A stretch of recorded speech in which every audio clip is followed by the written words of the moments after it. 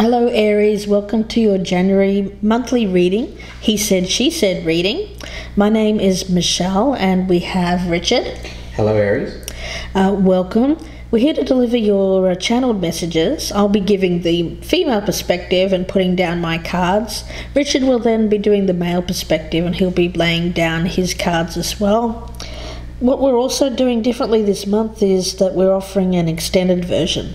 We'll be doing the reading here on YouTube, and if at the end you find it's resonating, we'll be going in depth, a lot deeper into the reading. So if you're interested, you can check out part 2, the extended version.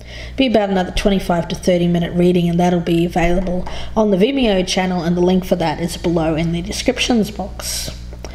Okay, Aries, when it comes to your oracle cards for January, what you got from the Dark Goddess Oracle is the Polynesian goddess here. Now, with this one, it's an invitation for salvation and the chance to be reborn. Literally being given a second chance, perhaps to walk away from a bad situation.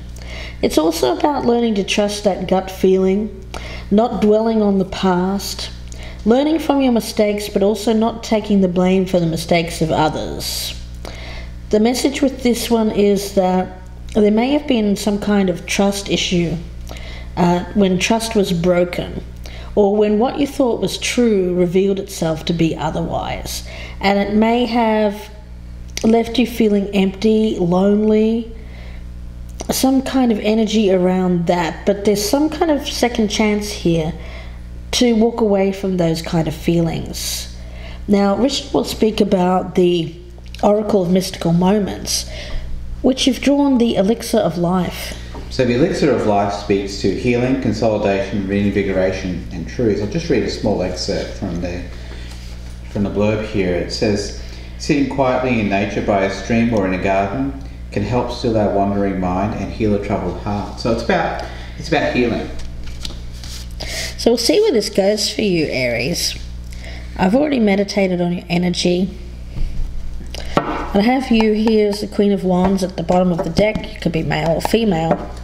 So I'm going to cut the cards and let's focus in on the energy of the person that you are thinking about, what they bring to the table when it comes to you, their flaw as you see it, how they feel about you, Aries, how you feel about them, the strengths of your relationship, the weaknesses, the potential for a healthy relationship crossed by any roadblock, and the outcome. Now Richard will lay down the male perspective. Right, the energy, what they bring to the table when it comes to you, the flaw,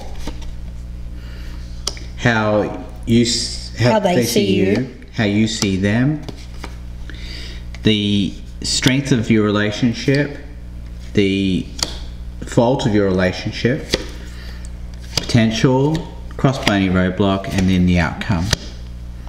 Okay, let's take a look and see what the energy is of the person that you're thinking about here, Aries. 8 of Pentacles. So they're completely focused on their work. I get them as very dedicated. They may even be someone who is throwing themselves into work as an avoidance, possibly to avoid an issue. Let's look at the male perspective. The 7 of Swords in reverse. So it could be that this person is making amends, coming back to you saying sorry for something that they did. Let's take a look and see what they bring to the table when it comes to you, Aries. The 8 of Swords. So you may feel trapped in this situation.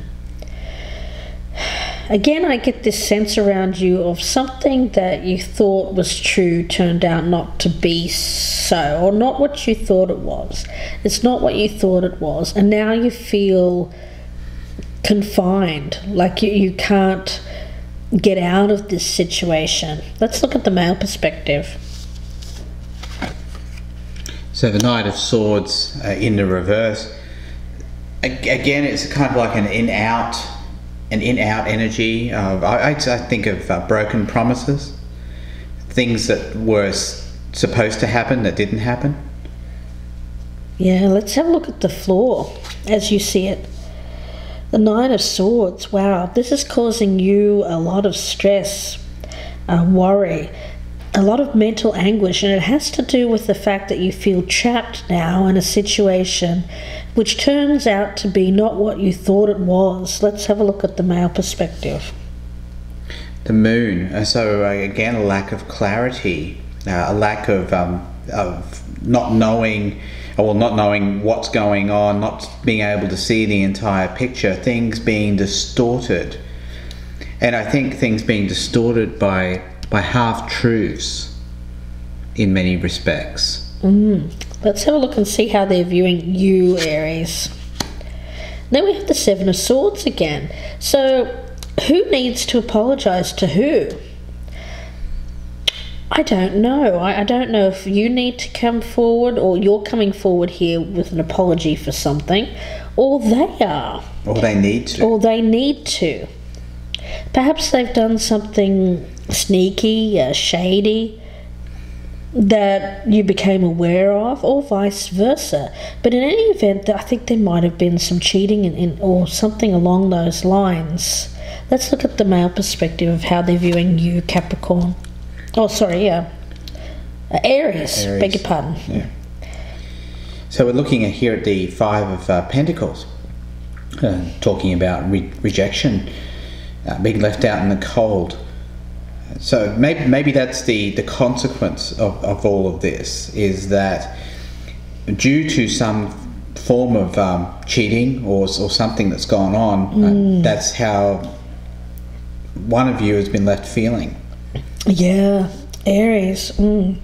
Let's see how you're viewing them. The Ten of Pentacles in reverse. You know, the thing is, I think that what you thought was stable turned out not to be so. Or not as stable as you thought. There is something here that's turned out to be rocky. At one point, though, it looked like it was going to lead to retirement, you know, till death do us part, enjoying each other's company into old age. But I think that there's something here that's happened that has caused you to view this person as not being, again, not what you thought it was. It may not be cheating, it just may be a broken promise. It may be. It may be something that you thought was going to happen at the beginning, and then it just sort of didn't happen with the relationship. Yeah. Yeah. Maybe they need to, I don't know. Maybe they're apologising for, or you're apologising because you feel like you need to walk away, even though I get this energy of someone saying, sorry, I'm sorry, but still not walking away. Right. Maybe even though they might need to. Yeah. Let's look at the male perspective of how you're viewing them, Aries. So justice in reverse. So there's you're viewing them as perhaps being unfair. Yeah, and you know, I look at these and I'm wondering if this is divorce. Or contemplating divorce. Yeah, that's kind of what I'm getting from that. Let's look at the strengths. Oop, I'm taking half the tablecloth here. Here we go. Four of Pentacles. Okay, with this one, there's still, there seems to be this energy about you both of wanting to hold on to something. Maybe to the detriment of each of you, but still wanting to hold on. That's the strength of your relationship. Yeah. Let's have a look at the male perspective here. So we're looking at the Magician in the reverse. So there's this sense that, you know, I get this thing with broken promises, and the Magician in reverse as a strength, though, is perhaps the fulfillment of this promise would not be good for the relationship. Yeah. But why are you two holding on to this? There's some reason, and we'll go into depth about this in part 2, so if this is resonating, please join us there. But I get the sense that there is some reason why you're both wanting to hold on to this. Even though somebody has clearly broken some sort of promise. Yeah. Let's take a look at the weakness. The 8 of Cups. I think I get the sense that this does need to be walked away from, but there's inaction here. I think you're feeling trapped, but what is it that's causing you to stay? Why is this your prison, Aries? Let's take a look at the male perspective. The Sun as a flaw. So I think what we're looking at there is the complete enlightenment, or the complete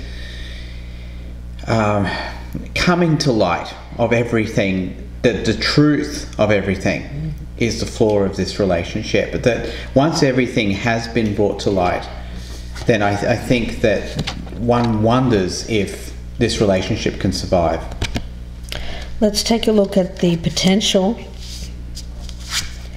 We've got the 4 of Swords in reverse.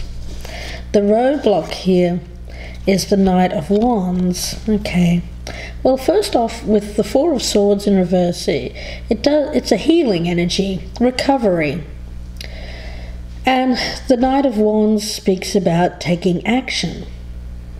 So I think that what needs to occur here is, unfortunately I have to say, in order for there to be healing, I think someone needs to take action, to make that bold move. I think it might be you, Aries, that needs to do this for yourself. Yeah, I think with the Knight of Wands there, I think that's indicating you as a fire sign. Yeah. You need to take action. Let's take a look at the male perspective. The potential here is the Emperor. The roadblock is the 8 of Swords. That's the Emperor. That's your card. That's you in the upright. The roadblock to you being you, everything that makes Aries you, or everything that's good about Aries and the Emperor, is your mental prison. That's the roadblock. Yeah, and I think whatever this is relationship feels confining to you, and it's restrictive of you being the person that you are, your authentic self. Yes. Okay, let's look at the potential here. The Wheel of the Year, or the Wheel of Fortune in reverse. So with this one, I get blockage. I think that this is at a stalemate. It's blocked. I think you know that you're trapped. You don't like it. It's causing you a lot of pain, of grief, stress, anxiety. But yet something is preventing you from taking this leap, taking this bold move here to free yourself from this prison, this confinement. But I get that the motion here, that your wheel is blocked. It's something is blocking your karmic destiny here, Aries, and I think it's this relationship. Let's look at the male perspective.